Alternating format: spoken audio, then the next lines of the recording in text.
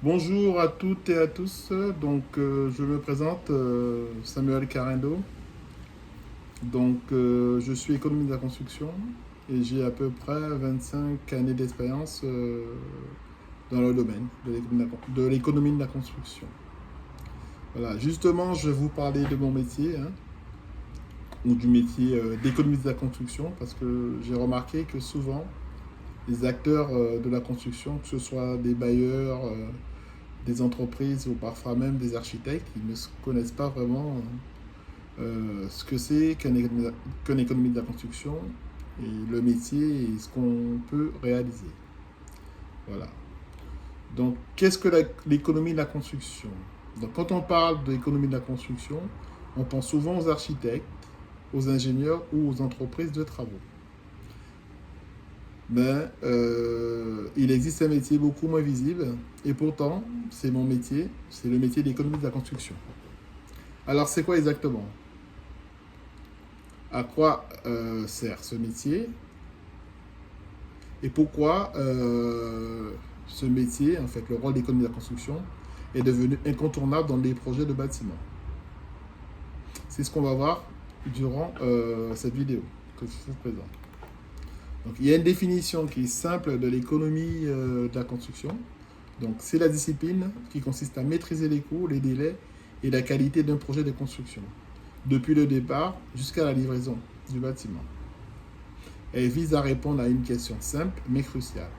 Combien ça va coûter? Est-ce faisable dans le budget? Ou comment optimiser sans dégrader la qualité?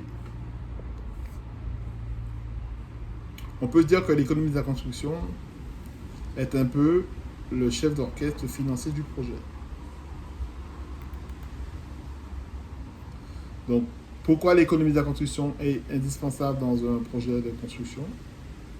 Parce que construire, ce n'est pas juste empiler des matériaux. C'est un investissement complexe et risqué. Sans économie de la construction, les coûts explosent, le projet prend du retard, les choix techniques sont parfois incohérents, les litiges se multiplient. L'économie de la construction permet d'anticiper les problèmes avant qu'ils n'arrivent. Elle assure une viabilité financière, la cohérence technique, la transparence des coûts, la sécurité pour le maître d'ouvrage. En gros, le rôle de l'économie de la construction, c'est d'intervenir presque à toutes les étapes du projet. En phase conception, pour l'estimation du coût global, pour l'analyse des solutions techniques ou pour l'arbitrage entre performance et budget. Par exemple, on peut se poser la question, vaut-il mieux investir plus cher aujourd'hui pour économiser sur l'entretien demain?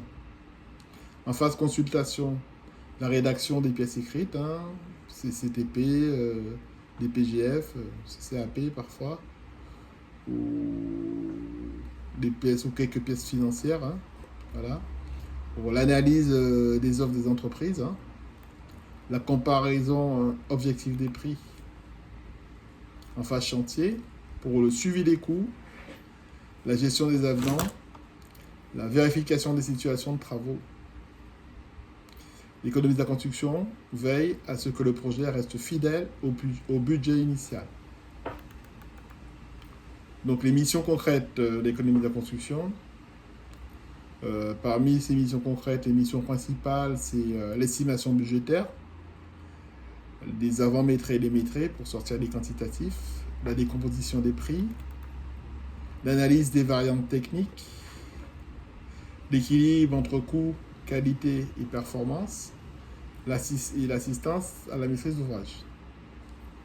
Parce que ce n'est pas seulement compter des mètres carrés ou des euros, c'est comprendre comment chaque choix impacte le projet dans son ensemble. Aussi, l'économie de la construction intervient aussi dans des projets de développement durable, car aujourd'hui, l'économie de la construction joue un rôle clé dans la transition écologique. Donc, elle intègre dans ses études le coût énergétique sur le long terme, les matériaux biosourcés, le coût global sur le cycle de vie du bâtiment, les normes environnementales, la RE 2020 ou HQE, etc. Un bâtiment moins cher à construire peut coûter très cher à exploiter. L'économiste de la construction aide donc à penser à long terme, à réduire l'impact environnemental et à optimiser les coûts globaux. Donc, à qui s'adresse l'économie de la construction? C'est-à-dire avec quel partenaire avec lequel travaille l'économie de la construction. Donc, on a les maîtres d'ouvrage, pour tout ce qui est les maîtres d'ouvrage publics ou privés. Hein. On a les architectes, on a les bureaux d'études, les entreprises de travaux, les collectivités et les investisseurs immobiliers. Dès qu'il y a un projet de construction, l'économie de la construction a sa place. En conclusion, et pour résumer, l'économie de la construction, c'est le pilier invisible mais indispensable de tout projet de bâtiment. Elle permet de construire mieux, de construire à un bon prix, de construire durablement et surtout de construire intelligemment.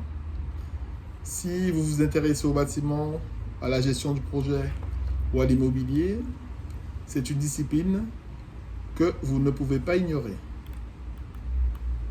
Si cette vidéo vous a été utile, je vous demande de liker, de vous abonner et de partager. Dites-moi en commentaire si vous voulez une vidéo un peu plus approfondie sur le métier d'économie de la construction et sur les études à suivre éventuellement pour faire ce métier. Je vous dis à très bientôt pour une nouvelle vidéo.